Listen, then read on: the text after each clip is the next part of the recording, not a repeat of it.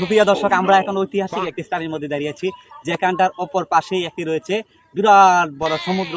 সেই সমুদ্রের মধ্যে হাজার হাজার মাছ ধরা উৎসবে শত শত হাজার হাজার দর্শক উৎসব মানে মাছ ধরার জন্য শিকারীরা উৎসবে মেতে উঠেছে। আমরা এখন আপনাদেরকে একটু দেখানোর চেষ্টা করব যে লেকের মধ্যে হাজার হাজার মানুষ সামুদ্রিক মাছ ধরার উৎসবে যে মেতে উঠেছে, সেই দৃশ্যটুকুই আপনাদেরকে দেখানোর চেষ্টা করব একটু আপনাদেরকে। প্রিয় দর্শক, আপনারা যে আমার পিছনে যে একটি লেক দেখতে পাচ্ছেন, যে লেকের মধ্যে সামুদ্রিক মাছে ভরপুর, সেই লেকের মধ্যে ইতিপূর্বেই অনেক মানুষ মাছ ধরার জন্য এখানে উৎসবে মেতে ছিল।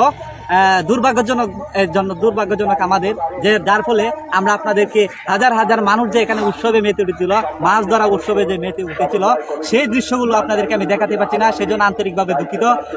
আর উপজেলা প্রশাসনিক কর্মকর্তাদের কিছু বিধিনিষেধ থাকার কারণে আমরা আপনাদেরকে যে মানুষরা এখানে মাছ ধরা উৎসবে মেতেছিল সেই দৃশ্যটুকু দেখাতে পারছি না। এই কিছুক্ষণ আগেই এখানে হাজার হাজার মানুষ ছিল, কিন্তু এখন একজন মানুষও নাই। এই লেকের মধ্যে আপনারা দেখতে পাচ্ছেন কিনা জানি না, এখানে কিন্তু সামুদ্রিক মাছে ভরপুর। এই যে দেখেন, মাছে অনেক নড়াচড়া করতেছে, এখানে এখনো মাছ অনেকে নাড়াচড়া করতেছে। আর এই লেকের পিছনে একটা বিরাট নদী রয়েছে, এই নদীর থেকে সম্ভবত মাছগুলো এখানে এসেছে। এখানে পানি কম থাকার কারণে মানুষজন মাছ ধরার জন্য মানুষজন মাছ ধরতে তাদের জন্য একটু সহজ হচ্ছে আর কি।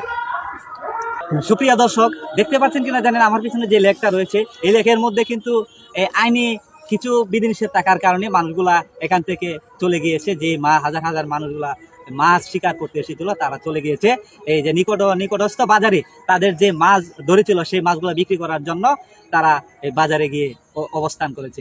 সুপ্রিয় দর্শক, এই ছিল আমাদের আজকের পর্বে যে মাছ শিকার।